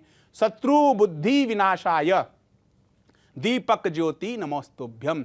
शत्रु का नाश नहीं, शत्रु की जो बुद्धि हमारे प्रतिकूल है उसको अनुकूल कर दीजिए। शत्रु को मित्र बना लें, इससे बड़ी क्या जीत हो सकती है? इससे बड़ी क्या? तो भगवती बलगामुखी वाणी की अधिष्ठात्री देवी है, काम और मोक्ष को प्रदान करने वाली, अनंत सौभाग्य, अखंड आरोग्यता, अखंड विलक्षणता प्रदान करने वाली महाविद्या है। हमने जो आश्रम में अनुष्ठान प्रारंभ किए, तो हम जब एक जगह अनुष्ठान कराने गए तो उन्होंने गंगा जल का टैंकर मंगा लिया, उन्होंने बाहर लगा दिया प्रवेश निषेध। हमने उनसे कहा कि इसको हटाइए। गंगा जल का टैंकर क्यों मंगाया? ताकि भाई इसकी स्वच्छता में भय था ना। अच्छा, डर है मन बिल्कुल, में। रोज गंगा जल से स्नान कराना है, कहीं गड़बड़ तो नहीं हो जाए, बगलामुखी का अनुष्ठान हो रहा है। लोगों ने कह दिया जी, डरा दिया। हाँ, डरा दिया। ये तो साम्राज्य लक्ष्मी, अनंत साम्राज्य प्रदान करने वाली, पूरे ब्रह्मांड में इसके बराबर कोई व्यवस्था नहीं है, जो सब कुछ प्रदान करने वाली महाविद्या है। लेकिन केवल लोगों को पता है कि लोगों का भलो भली कह छाड़िए, खोटे ग्रह जप कर दानू। आज तक सोमवार के लिए किसी ने अनुष्ठान कराया? भलो भली हेद भला है, इसको तो छाड़ दीजिए। जो भला है उसको ठोक दिया जाता है। तो उसको राहु केतु का, किसी को आपके राहु केतु लगे तो खोटो ग्रह जप कर दानू, आप कहते हैं ये खोटा ग्रह, इसको कैसे भी करके मुझसे दूर करवाइए। तो ये केवल व्यवसायीकरण की व्यवस्था के कारण भगवती बगलामुखी के वास्तविक स्वरूप को जो है विघ्न कर दिया। अनंत सौभाग्य, अनंत आरोग्यता, अनंत ऐश्वर्यता, साम्राज्य की अधिष्ठात्री देवी है। तो इसको जो है हम इस भगवती की आज माँ की कृपा है कि उन्होंने जो है आज कम से कम मुझे लगता है 10, 20, 50 हजार घरों में आज भगवती की नित्य अर्चना हो रही है। और हमारा जो आज तक हमने विगत 5 वर्षों में जितने अनुष्ठान करवाए, आज तक इन आपके माध्यम से भी सब लोग सुन रहे होंगे, हम ये कहते हैं, आग्रह करते हैं कि किसी भी व्यक्ति को हमने आज तक कोई गारंटी दी हो, कोई लाभ की दी हो, हम निष्काम अनुष्ठान कराए। जहां अनुष्ठान कराने जाते हैं वहां सबसे पहले कहते हैं कि अनुष्ठान आपके लिए नहीं किया जा रहा है। तो पर कराएगा क्यों? कोई इतना पैसा खर्चा क्यों करेगा अनुष्ठान करने के लिए? जी, अब समझिए, वो इसलिए करेगा जिन लोगों को व्यवस्थाओं के बारे में परिचय हो जाता है। आप मान लीजिए सूर्य उदय होगा तो अंधकार नष्ट होगा ही, इत्र छिड़कोगे तो खुशबू आएगी ही। आप ये इत्र से कहें कि खुशबू आए तो इत्र छिड़कूं, तो इत्र मना कर देगा, मत छिड़को। आप सूर्य से कहें कि आप उजाला कर दो, अंधकार नष्ट हो जाए तो सूर्य को उगा दें, तो सूर्य कहते मत उगाओ। तो आज तक जितने अनुष्ठान हमने किए सभी लोगों को निष्काम किया। परमात्मा ने आज तक हमें जो कुछ भी दिया उसके लिए आपके चरणों में कृतज्ञता, पहली बात। दूसरी बात, उनसे कहा ये अनुष्ठान आपके लिए नहीं किया जा रहा, ये अनुष्ठान भगवती के लिए किया जा रहा है, सनातन संस्कृति के उत्कर्ष के लिए किया जा रहा है। संकल्प क्या है? इससे क्या होगा? इससे कुछ नहीं होगा। परमात्मा से आपको मांगना है, जेहि विधि नाथ हो ये हित मोरा, करहूं सो बेगी दास में तोरा। जिस भी विधि से भगवान हमारा कल्याण हो सकता हो वो आपको देखना है। हम हो सकता है 2 तरह के कर्म हैं, श्रेयस्य प्रेयस्य, एक कल्याणकारी कर्म है और एक प्रीतिकारी कर्म है। तो जब हम अपने आप को परमात्मा पर और गुरुजनों पर छोड़ देते हैं तो वो नहीं करते जो हमें अच्छा लगता है, वो करते हैं जो हमारे लिए अच्छा होता है। अब हम संकल्प कराएं, धर्म अर्थ काम मोक्ष प्राप्ति अर्थम, अप्राप्त लक्ष्मी प्राप्ति अर्थम, प्राप्त लक्ष्मी चीरकाल संरक्षणार्थम, और फिर मम गुप्त मनोकामना संसिद्ध्यर्थम। अब मान लीजिए पत्नी की मनोकामना अलग है और पति की उसके विपरीत है, तो भगवान चक्कर में पड़ गए। किसके माने? कि पत्नी तो ये कह रही है और पति ये कह रहा है। मम गुप्त मनोकामना संसिद्ध्यर्थम, ऐसा नहीं, जेहि विधि नाथ हो। आज तक आपने जो कुछ भी हमें दिया उसके लिए आपके चरणों में कृतज्ञता। अब आगे भी आप जिस भी विधि से हमारा कल्याण हो सकता है वैसा आप करिए, आप पर छोड़ दिया है। तो परमात्मा क्या करता है? जब आप परमात्मा पर छोड़ देते हैं तो वो क्या करता है? हित नहीं करता, वो परम हित करता है। वो देखता है कि यार इसने सब कुछ मेरे ऊपर छोड़ा है, कहीं ऐसा ना हो कि इसने छोड़ दिया, तो वो फिर परम हित करता है। तो जो कुछ भी व्यवस्था आपको प्राप्त होगी वो समर्पण से प्राप्त होगी। One who want nothing will receive everything. जो कुछ नहीं चाहता है वो सब कुछ पाता है। और आप एक बात बताइए, तो पर अभी जो इतने लोग हमारे साथ अभी स्टूडियो में भी देख रहे हैं, हम चाहते हैं कि लाइव हमारे दर्शकों को आप बताएं कि इसमें से कुछ आपको कोई संकेत आ रहे हैं किसी के लिए, जो हमारे साथ दिल्ली से लोग आए हैं इतने सारे, तो हम बुला सकते हैं। बुलाएं प्लीज। ये आपके सज्जन, क्या नाम है आपका? आइए, पधारिए। पदवेश आपको उतारने पड़ेंगे। ये थोड़ा संस्कृति का हमारा प्रश्न करते समय आपको पदवेश उतारना पड़ेगा। सम्मुख खड़े होइए, मुखमंडल सम्मुख रहे। कोई 2 अंक बोलिए। 5 और कोई 2 फूलों के नाम बताइए।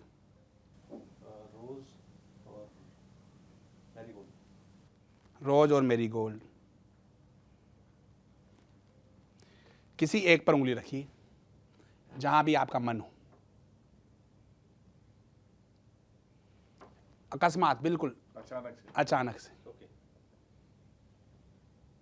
रितिका आपकी धर्म पत्नी है। रितिका ठाकुर सही है।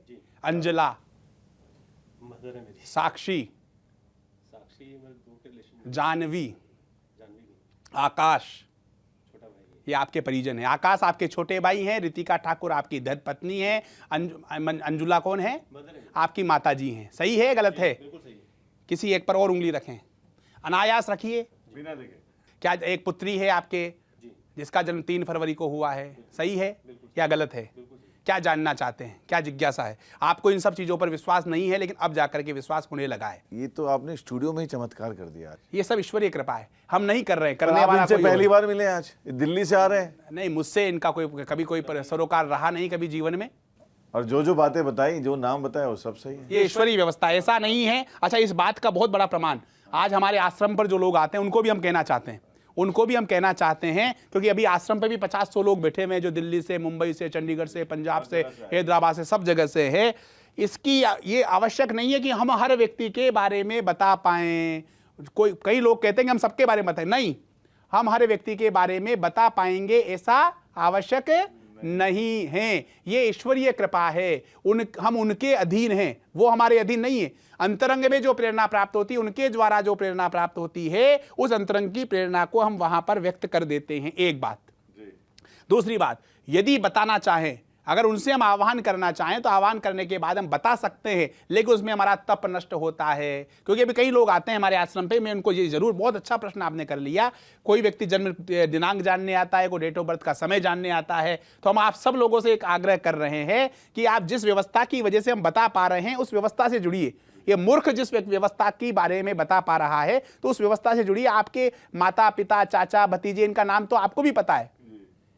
इससे कुछ होना नहीं हो, ये केवल चमत्कार प्रदर्शन के माध्यम से, हमारा लक्ष्य ये है कि चमत्कार प्रदर्शन के माध्यम से आप शास्त्रों के अनुसार आचरण करें, वेदों के अनुसार आचरण करें, अपने कर्तव्यों का ईमानदारी से पालन करें और धर्मनिष्ठ मार्ग पर चलें। ये केवल उद्देश्य है। तो हमारे पास केवल चमत्कार प्रदर्शन देखने की अपेक्षा से नहीं आए, हमारे पास उस सनातन व्यवस्था से जुड़ने के लिए आए। उस राष्ट्र के निर्माण में हमारा क्या योगदान हो सकता है, उन व्यवस्थाओं को जानने के लिए। आप तो स्टूडियो में लाइव टेस्टिंग करके आपने दिखा भी दिया आज कि ये किस तरीके की कृपा है और किस तरीके से काम करता है, और जो सवाल उन्होंने पूछा आपने उसका आंसर भी किया। पर आपने क्या प्रेडिक्शन इनके बारे में, मुख्यमंत्री के बारे में और उप मुख्यमंत्री के बारे में आप ही नहीं की थी? ये जो पता चला हमें, ये सच है, ये बनने वाले हैं? ये सब ईश्वरीय नहीं, पर ये आपने प्रेडिक्शन कर दी थी पहले से उनके लिए?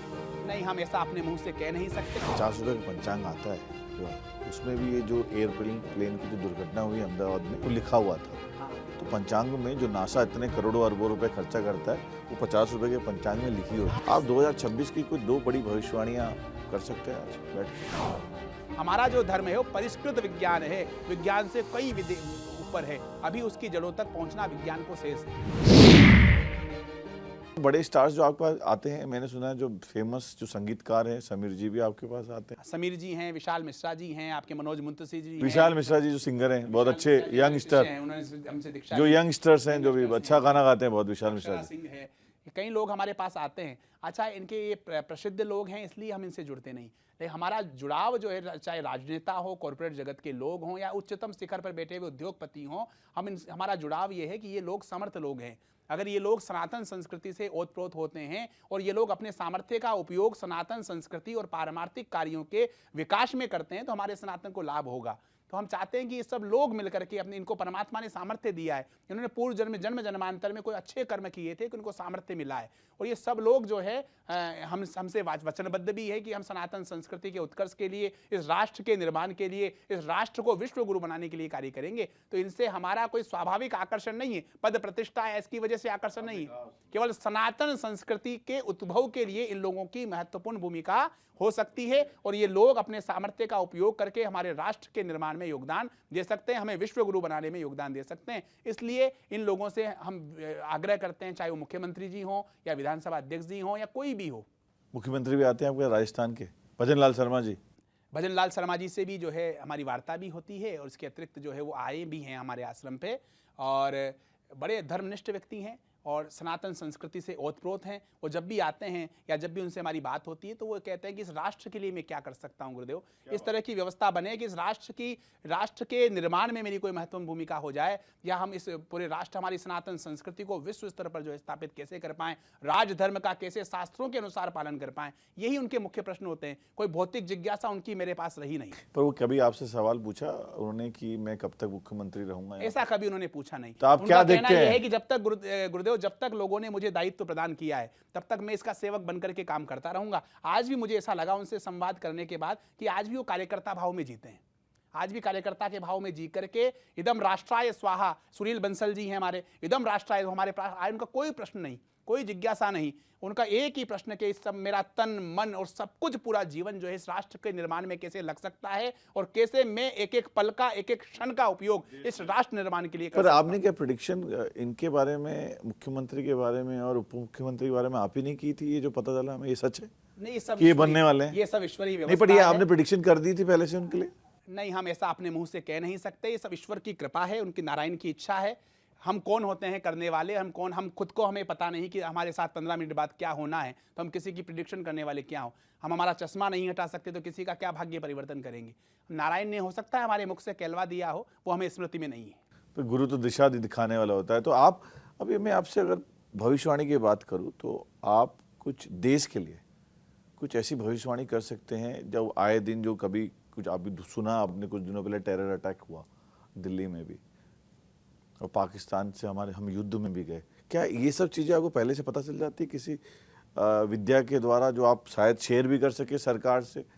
देखिए, सुनहु भरत भावी प्रबल, सुनहु भरत भावी प्रबल, विलखि कयों मुनिनाथ, लाभ हानि जीवन मरण, यस अपयस सब विधि हाथ। ये सब विधि के हाथ में है, वो किसको क्या निर्देश देना चाहे, क्या निर्देश वो प्रदान करना चाहे, जो जो अंतरंग में व्याप्त होता है वैसा वैसा हम कह पाते हैं। ऐसा नहीं कि हमारे साथ खुद के साथ क्या होने वाला है, हमारे खुद के साथ, हमारे परिजनों के साथ क्या होने वाला है, ये हमें पता नहीं चल पाता। तो ये तो केवल उनकी इच्छा है, वो क्या बताना चाहते हैं।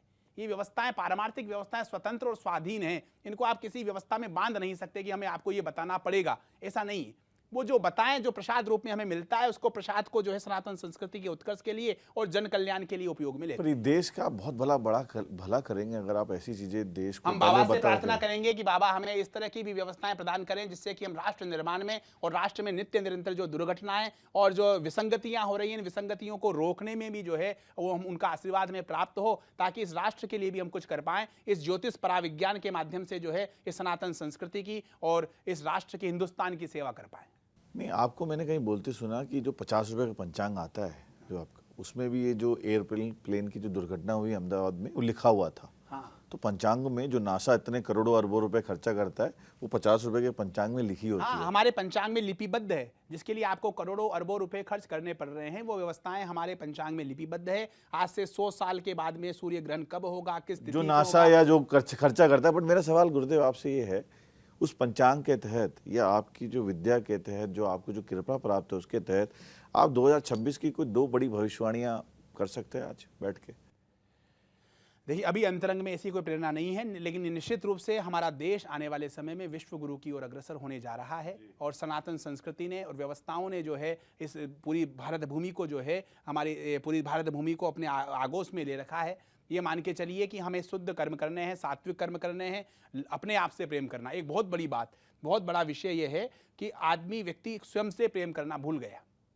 सबसे पहले नो योर सेल्फ, अपने आप को जानिए, अपने आप से प्रेम करिए, अपने आप को शारीरिक, मानसिक, मनोवैज्ञानिक रूप से चुस्त दुरुस्त बनाइए और इस राष्ट्र निर्माण में अपना योगदान दीजिए। इन भविष्यवाणियों पर और इन पर ज़्यादा इंकित ना करके अपने पुरुषार्थ पर और शास्त्रों के अनुसार आचरण करने पर बल दीजिए। नहीं, जैसे आपने कहा पंचांग में एरोप्लेन की दुर्घटना का जिक्र था, तो क्या उसी पंचांग में 2026 में ऐसी कोई बड़ी दुर्घटना होती हुई दिख रही है या युद्ध होगा? हाँ, आपको आने लगता वाला है? जो समय है, जो पंचांग की जो खगोलीय जो गणनाएं बन रही है, इन खगोलीय गणनाओं के आधार पर आने वाला जो समय है वो थोड़ा सा हम सब लोगों के लिए, भारत के लिए और अन्य सभी विश्व के सभी देशों के लिए थोड़ा सा टिपिकल होने वाला है। 2026 थोड़ा डिफिकल्ट है। युद्ध में जा सकते हैं सब लोग, क्योंकि आपका रशिया यूक्रेन का युद्ध चल रहा है, भारत पाकिस्तान का हो चुका है। ऐसी संभावनाएं लगती है, लेकिन हमारा भारत देश, हमारी संस्कृति जो है वो सर्वे भवन्तु सुखिनः, सर्वे सन्तु निरामया, सर्वे भद्राणि पश्यन्तु, माँ कश्चित दुख भाग भवेत की संस्कृति है, वसुधैव कुटुंबकम की संस्कृति है, आत्मवत सर्वभूतेषु की संस्कृति है।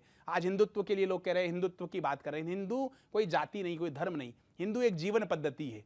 एक हिंदू एक जीवन पद्धति। आज से जब विभाजन हुआ तो उस विभाजन में जो है पाकिस्तान और हिंदुस्तान जो लोग बने, हमारे जो मुस्लिम भाई बहन हैं, उन्होंने अपने इस हिंदुस्तान का जो चयन किया वो अपने स्वविवेक से किया, स्वविवेक से किया। उनके ऊपर कोई दबाव नहीं था, वो इस भूमि से प्रेम करते थे। आज हमारे गर्व हैं, हमारे लिए प्राइड वो की बात। हमारी मातृभूमि से प्रेम करते थे, वो स्वेच्छा से यहाँ रुके, वो चाहते तो वहां भी चले जाते। तो हम तो पूरे विश्व को समाहित करने वाले लोग हैं, वसुधैव कुटुंबकम वाले लोग हैं। तो हम तो आज भी, हम आध्यात्मिक व्यवस्था से होने के नाते, पारमार्थिक जगत से जुड़े हुए होने के नाते, हम किसी युद्ध की भविष्यवाणी नहीं करेंगे, हम तो युद्ध विराम की भविष्यवाणी करेंगे। हम तो सर्वे भवन्तु नहीं, पर पंचांग में दिख रहा है कि आपको? पंचांग में ऐसी खगोलीय गणनाएं बन रही है 2026 में, उसमें हमें सतर्क भी रहना है, सावधान भी रहना है, अपने आत्मीय संबंधों को मजबूत भी रखना है, धैर्य रखना है, संयम रखना है और हमें राष्ट्र निर्माण में योगदान करना है। हमारे शीर्ष नेता भी ये बात कह रहे हैं और 140 करोड़ जनता जो आपको और मुझे सुन रही है, सबका एक ही दिल से इच्छा है कि जो पीओके है, पाक ऑक्यूपाइड कश्मीर, वो इंडिया में विलय होना चाहिए। दिखता है आपको होते हुए?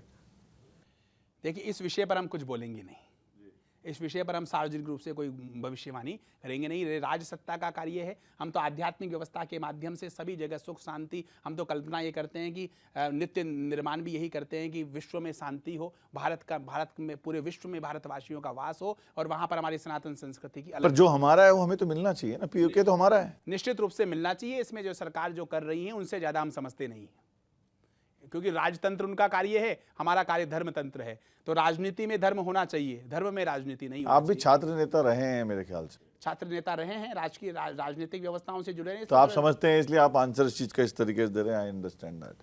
नहीं, हम राजनीतिक टीका टिप्पणी, किसी की भविष्यवाणी या टीका टिप्पणी पर, और जो कार्य जिसका काम उसी को साजे और करे तो डंडा बाजे, तो इसलिए जो है हम तो जिसका कार्य जो है, जो निर्धारित कर्तव्य जिनको करना है वो करें। पर पंडित जी की बात बताइए, आपको कोई तांत्रिक कहता है तो गुस्सा आता है क्या कि तांत्रिक है? नहीं, जो कहता है उसके ऊपर हंसी आती है, गुस्सा नहीं आता? गुस्सा इसलिए नहीं आता है कि वो उस विषय को जानता ही नहीं। आपके जीवन का सबसे बड़ा रहस्य क्या है जो किसी को नहीं पता है? नहीं, हमारा जीवन बिल्कुल खुली किताब की तरह है, हमारा जीवन सब कुछ सार्वजनिक है, कोई ऐसा रहस्य नहीं है जो ऐसी कोई बात है जो किसी को पता ना हो? नहीं, ऐसा कोई बात नहीं। हम तो बिल्कुल पारदर्शी तरीके से जीवन को चलना चाहते हैं। हमारे गुरुदेव भी कहते थे कि पारदर्शी रहिए, आपके जीवन में कुछ छिपा के मत रखिए। क्यों छिपाना है? आप साधना कैसे करते हैं? गुप्त तरीके से? नहीं, हम तो साधना सबके साथ करते हैं, सार्वजनिक पूजा पाठ करते हैं और सार्वजनिक पूजा पाठ के माध्यम से जन जागरण और आध्यात्मिक जागरण का काम करते हैं। ये कहानी नहीं, यह तो इतिहास है, कहानी नहीं, यह तो इतिहास है, सांस्कृतिक पुनर्जागरण का प्रयास है, सांस्कृतिक पुनर्जागरण का प्रयास है। भाव जब मन में सेवा का जगे, भाव जब मन में सेवा का जगे, तो समझ लो राम कहीं आसपास है। इस भाव से जो है, सेवा भाव से हम तो कार्य करते हैं। ये यूएसए के जो अभी प्रेसिडेंट हैं डोनाल्ड ट्रंप, ये कब तक रहेंगे सत्ता में? कभी टैरिफ बढ़ा देते हैं, कभी कुछ कर हमने देते आपसे हैं। कहा कि राजनीतिक विषयों पर हम कोई टीका टिप्पणी या कोई भविष्यवाणी नहीं, बट आपका पर्सनल राय क्या है उनके बारे में? नहीं, जो व्यक्तिगत डोनाल्ड राय हम ट्रंप, रखते नहीं। हमारे परमात्मा ने जो कर्तव्य कर्म दिया है, उस कर्तव्य कर्म का पालन करते हैं। तो एक चीज बताइए, आज की डेट में जो पंडित हैं, ज्योतिषाचार्य हैं, मैं आपके सब्जेक्ट पे आता हूँ, आप आई थिंक प्रेडिक्शन नहीं करना चाह रहे हैं या आप उस विद्या को सामने और नहीं लाना चाहते हैं, मैं समझ सकता हूँ। पर जो पंडित हैं, जो आचार्य हैं, ज्योतिषाचार्य हैं, इन सबको सोशल मीडिया की जरूरत क्यों पड़ गई आज के डेट में? नहीं, सोशल मीडिया का उपयोग अगर ये कर रहे हैं, धर्म का प्रचार प्रसार कर रहे हैं तो क्या बुराई है? तत्कालीन समय में जो है धर्म का कोई था ही नहीं। आज मान लीजिए कोई हिमालय से गंगा निकल रही है तो उसको निकलने देना चाहिए, क्या बुराई है? हो गई है पीर पर्वत सी पिघलनी चाहिए। जो अच्छे चीज में यूज हो रहा है, अच्छे काम के लिए यूज कर रहा है, तो करने में कोई बुराई नहीं। साइंस और टेक्नोलॉजी को लेकर आपके क्या विचार है? साइंस और टेक्नोलॉजी जो है, हमारा जो अध्यात्म है वो तो कहीं इससे जो विज्ञान ने अभी उपलब्धियां हासिल की है वो पराविज्ञान है, वो विशुद्ध विज्ञान है। उसने इससे भी कई चीजें प्रकृति के अभी अनसुलझे रहस्य हैं जिनको अभी विज्ञान को खोजना बाकी है। जैसे अभी हमने हमारे माध्यम से बाबा ने इस मूर्ख के माध्यम से जो प्रेडिक्शन करवाई, इन अनसुलझे रहस्यों को अभी खोज अभी बाकी है। हमारा जो धर्म है वो परिष्कृत विज्ञान है, विज्ञान से कई ऊपर है, अभी उसकी जड़ों तक पहुंचना विज्ञान को शेष है। तो विज्ञान जो है नित्य निरंतर प्रगति कर रहा है, अनुसंधानों के माध्यम से जन उपयोगी व्यवस्थाएं प्रदान कर रहा है, तो विज्ञान भी वंदनीय है और पराविज्ञान भी वंदनीय है। लेकिन विज्ञान का उपयोग जन कल्याण के लिए होना चाहिए, सकारात्मकता के लिए होना चाहिए, सृजनात्मकता के लिए होना चाहिए। आपके कोई ऐसे अनुभव है पंडित जी जो आज भी सोचते हैं तो आपके रोंगटे खड़े हो जाते हैं जब से आप ज्योतिष विद्या में आए? नित्य जीवन में जब लोग हमारे पास आते हैं और आने के बाद उनकी दुविधाओं को, उनके कष्टों को हम सुनते हैं, तो आत्मवत सर्वभूतेषु जब उनकी प्रेरणा हम करते हैं तो हमें लगता है कि चराचर जगत में लोग कितने दुखी हैं, और उनके कष्टों को सुन करके, उनकी व्यथाओं को सुन करके निश्चित रूप से मन के अंदर एक भाव पैदा होता है कि इनका कष्ट किस तरह से दूर हो, और हम अपने आप को सौभाग्यशाली भी महसूस करते हैं कि परमात्मा ने हमें इन समस्त कष्टों से दूर किया और परमात्मा ने हमें इन व्यवस्थाओं से तो मैं तो आज जो दिन प्रतिदिन लोगों से मिलता हूँ उनके माध्यम से, उनकी संवेदनाओं से अपने आप को संवेदित होता हुआ महसूस करता हूँ। रोम छिद्र वगैरह तभी खड़े होते हैं। अब किसी तरह का कोई भौतिक आकर्षण या किसी तरह की कोई व्यवस्था ऐसी सेज बची नहीं है। बाबा ने जो है परमात्मा की कृपा से सब चीज़ें दिखाई भी है और नित्य निरंतर अनुभव हो रहा है कि ये सत्ता, लक्ष्मी, संसाधन, ऐश्वर्य या भौतिक संसाधनों से व्यक्ति को सुख प्राप्ति नहीं होगी। सुख प्राप्ति जो है शास्त्रों के अनुसार आचरण करने से, अपने आत्मीय संबंधों को बलवान रखने से और शास्त्र मर्यादा का पालन करने से ही होगी। तुरंत सफलता पाने के लिए कोई मंत्र बताइए जो सबको पढ़ना चाहिए। तुरंत सफलता पाने के लिए कर्म ही पूजा है। कर्म पूजा, कोई मंत्र नहीं है? कोई मंत्र नहीं है। आप कर्म करिए और शास्त्रों के अनुसार कर्म करिए। कोई तुरंत सफलता प्राप्त करने का कोई शॉर्टकट नहीं है। ये जो शॉर्टकट वाले लोग हैं यही धर्म को बदनाम कर रहे हैं। ऐसा कोई शॉर्टकट है नहीं, कोई मंत्र नहीं है ऐसा? नहीं, कोई नहीं। कर्म करिए। उद्योगिनम पुरुष सिंगम उपैति लक्ष्मी, हमने कहा। तो बिना पुरुषार्थ के आप कैसे प्राप्त कर लोगे? और जो लोग प्राप्त कर लेंगे वो लोग सफल नहीं रह पाएंगे, उसका महत्व उनको प्राप्त नहीं हो पाएगा। देखिए, तपेश्वरी से राजेश्वरी, तप से राज्य मिलता है। तपेश्वरी से राजेश्वरी और राजेश्वरी से नरकेश्वरी और राज्य से नरक मिलता है, क्योंकि प्रभुता पाई काहि मद नाही। जैसे ही व्यक्ति समर्थ होता है, प्रभुतावान होता है, तो उसको मद हो जाता है, मदान्ध हो जाता है, मोहान्ध हो जाता है और वो अपने कर्तव्य का पालन सही तरीके से नहीं कर पाता है। यदि आपको स्थिर राज्य की प्राप्ति चाहिए तो आपको शास्त्रानुसार आचरण करना पड़ेगा। तो सफलता प्राप्ति का केवल कोई शॉर्टकट नहीं है।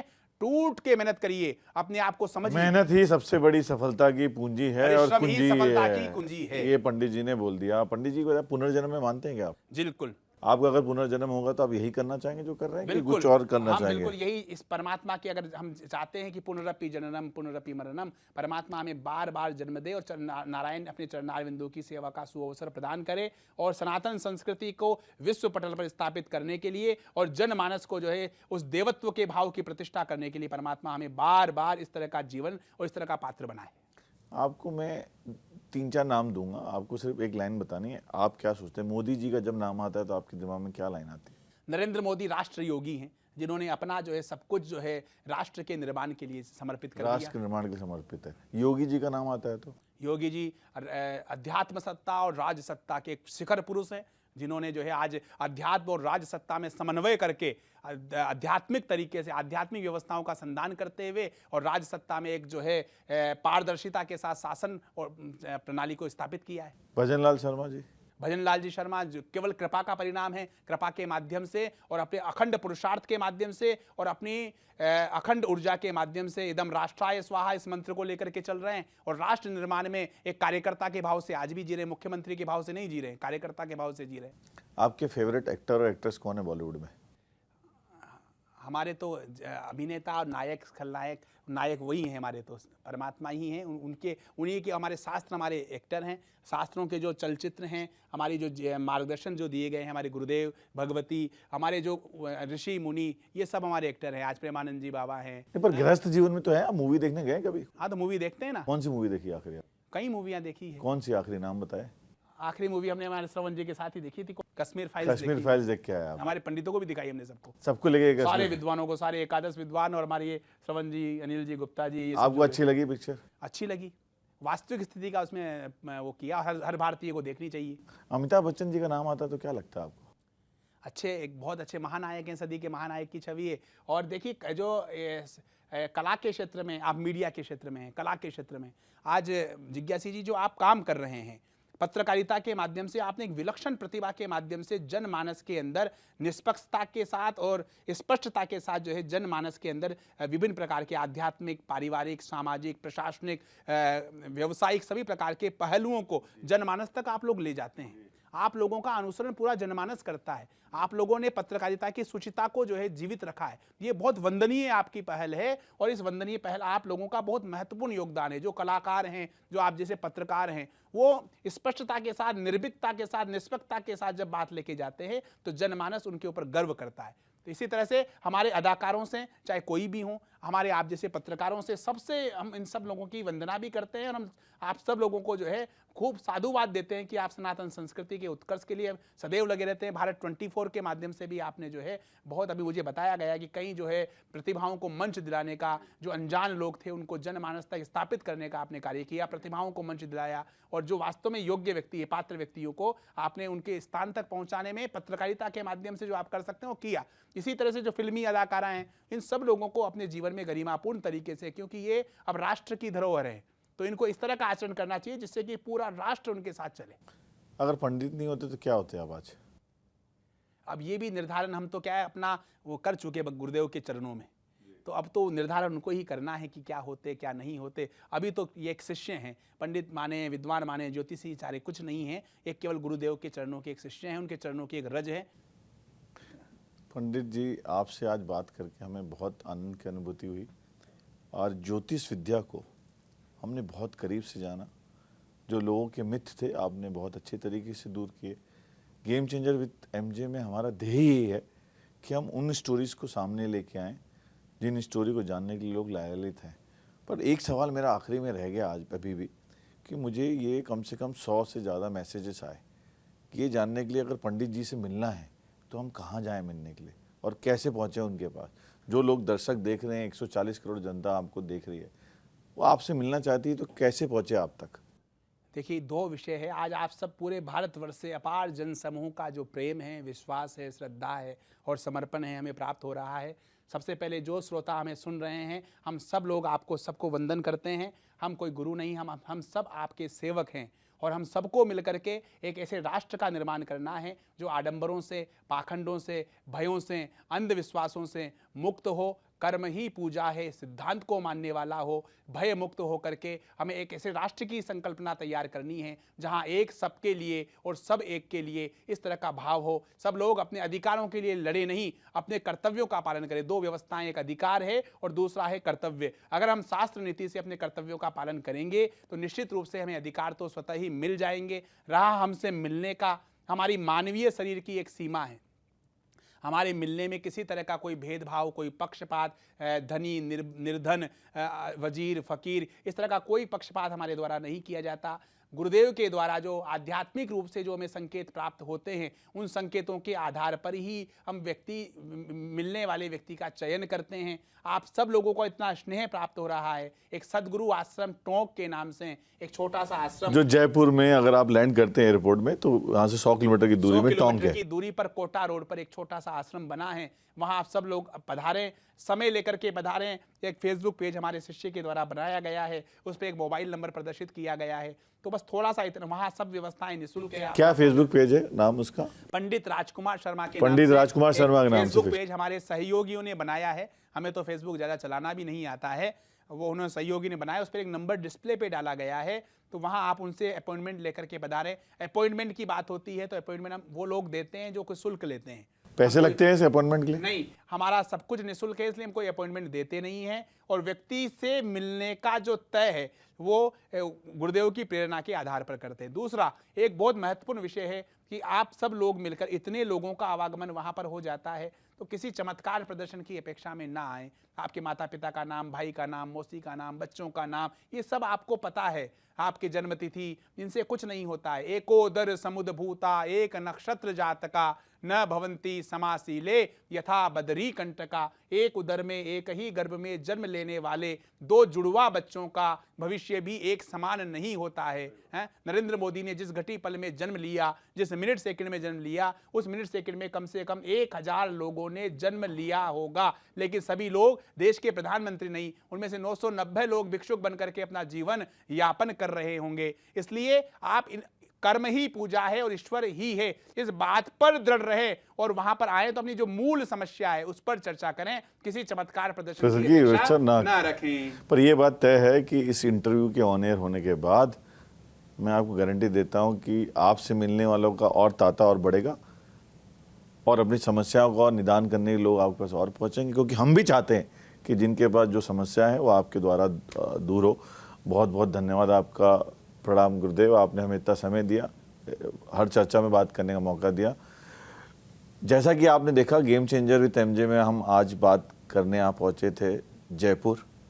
हमने पंडित राजकुमार शर्मा से बहुत सारी चीज़ों में बात करी, पर एक बहुत बड़ी चीज़ जो मैं अपने साथ लेके जा रहा हूँ, ईश्वर भी है नहीं, ईश्वर ही है। ये बात हम सबको मान लेनी है कि ईश्वर ही है।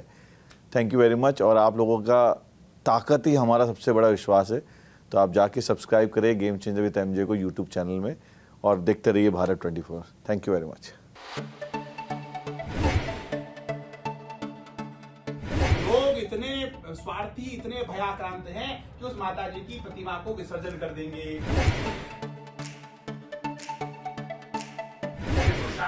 और शास्त्रों के अनुसार आचरण करने पर बंदी। उन्होंने अपने जोहार कर दिया, ऐसी हमारी मातृशक्ति रही है। One who want nothing will receive everything। हम तो बंधन की संस्कृति मानने वाले लोग हैं। यत्र नार्यस्तु पूज्यन्ते रमन्ते तत्र देवता, इस संस्कृति को मानते हैं।